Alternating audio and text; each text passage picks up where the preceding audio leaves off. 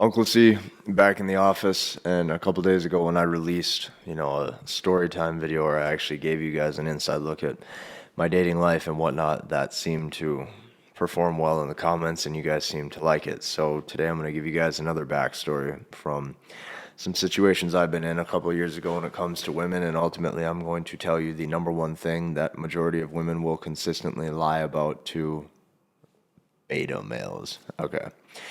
Let's dive in. So this was 2017, 2018-ish, and I was actually traveling out of town to a concert.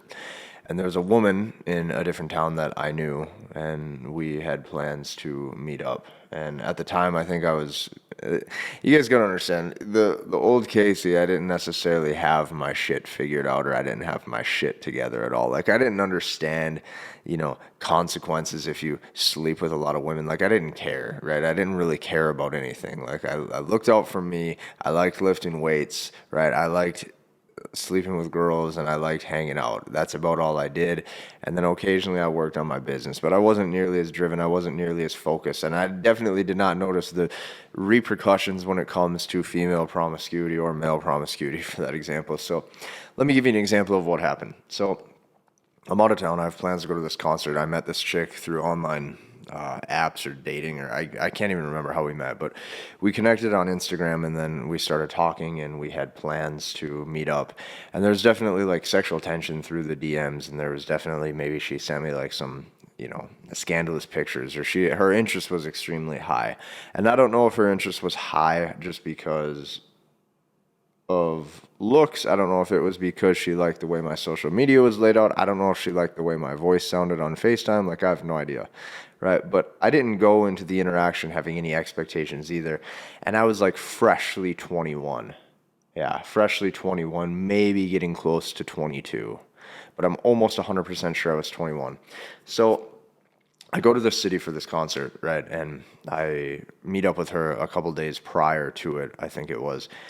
And at the time, I was even with some other friends, and I even had to leave them at a specific hotel or spot we were staying, so that way I could go see this girl one night, right? So I go and I see this girl, and when I see her, like, it was really strange because instantly the chemistry was there to the point where it was like it felt as if we knew each other for a long time, right? And some of you guys who have studied, like a game or picked up for a while, or some of you guys who have studied seduction and whatnot, you may be good at that, or you maybe have that skill too, where the woman almost enters into your frame completely, and it doesn't matter if you've known her for 30 minutes or 30 years, instantly the sparks are there, and she has heightened sensitivity and heightened attraction to you.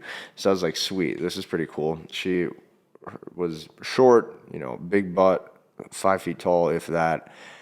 Pretty decent personality, and she was fun and she was flirty. But instantly, it was really funny because she started talking about like how she's really big into religion, right? And instantly she started for, even though the seduction and the sex appeal was there, what she was trying to do, and you could tell she wanted to sleep with me, she was putting on like masks or frames, of like verbal masks or protection or shield, to where she wanted to give the perception that she's a good girl. And even though we met on Tinder, or even though we met on some sort of online app or something like that, or maybe it was Instagram, she wanted to give the perception that she doesn't do stuff like this often. Me, I knew that that was absolutely bullshit.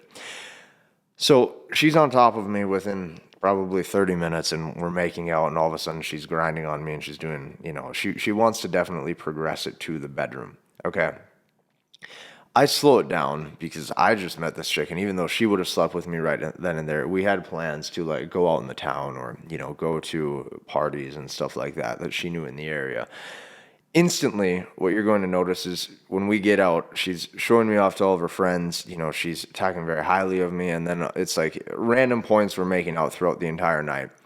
And she keeps talking in my ear, saying things like, "I want to sleep with you." She's talking all this dirty stuff.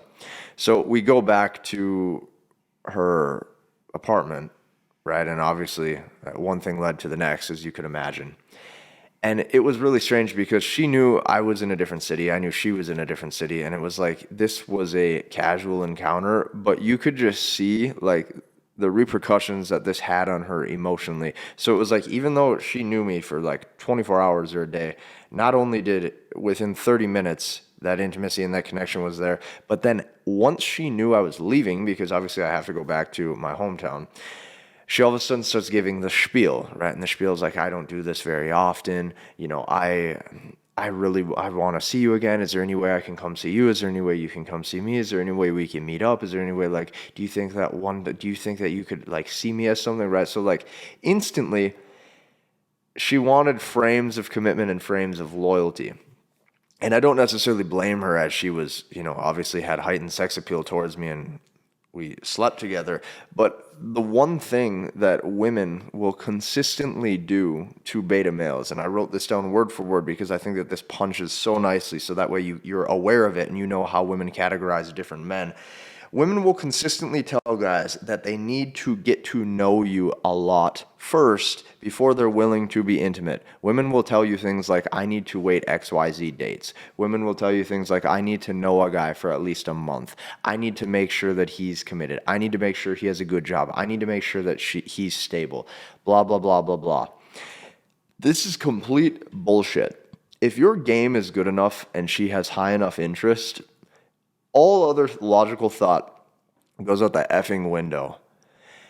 And I mean, there was times where like we were going from party to party. I mean, there's damn near times where she was ready to rip my clothes off in some random person's like room where the party was. Like, that's the level of interest you will get. And the woman was willing to do anything. She was telling me things in my ear like, I'll do anything with you. I'll let you do anything to me. I want you to XYZ to me. She's getting very descriptive, very graphic. Why do women do this? Because when women categorize you as the type of man that gets it, or when women categorize you as the type of man that's alpha, or ultimately, here's what I found. If you really want to hack the whole system and you want to hack the matrix in a pure full stack, women will give you that experience if you come off as the type of guy that does not give your validation away too quickly and does not give your attention away too quickly. So even when I was right in front of this woman when we first met, it's not like I had super high interest. I was just talking to her normal.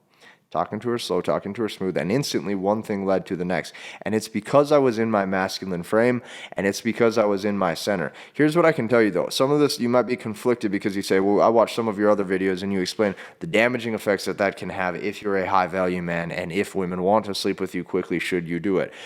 Here's the fact.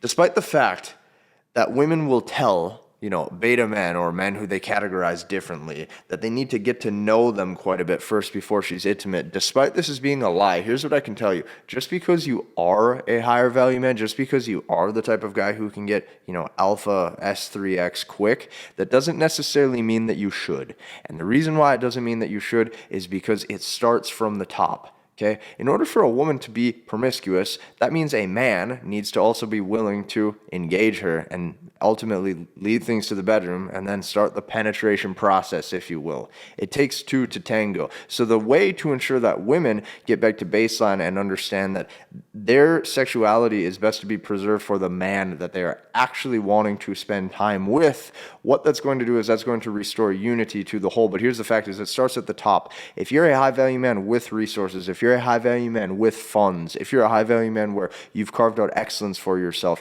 you don't necessarily need to be giving your attention and especially your sexual energy to any woman that comes into your frame. The second you do that, what you're actually accepting is you're accepting lower quality women to have access to you and the things that you've done as a high value man. And this is the quickest way to not only start to feel actually depressed or even sad later in life, but you're start to going to understand the empty feeling that comes with, despite you thinking that all of your pleasures and fantasies could have been fulfilled. Fellas, I truly don't know if you guys like me just shooting the shit like this, like talking about my life. Like, I got tons of experiences from 18 to 25 that I could share with you time and time again that have crafted me into who I am today. The one thing I can tell you is that as a man, life gets a lot more fun the older you get. And if you're willing to play the side of hypergamy that works in your favor, all you have to do is ensure that you have the work ethic and the grind to consistently keep developing yourself, whether that be your charisma, your seduction, your sex appeal. And over time, you will have more options than anybody. You will have more options than the popular guy in high school. You will have more options than the popular guy in college. Like, seriously, life is a long game. And there's hierarchies and arenas of success in every way, shape, and form, right? If you're in a Class B small town, like the high school hockey jock was probably like getting laid all the time, what happens is they graduate and they drink a lot of Keystone Light and like they enter a new hierarchy or a new arena, which is called real life. And all of a sudden they don't have access to options like they used to, right? You have to adapt, you have to play the game at each level inside of the arena that you're actually in. Fellas, I have multiple links below.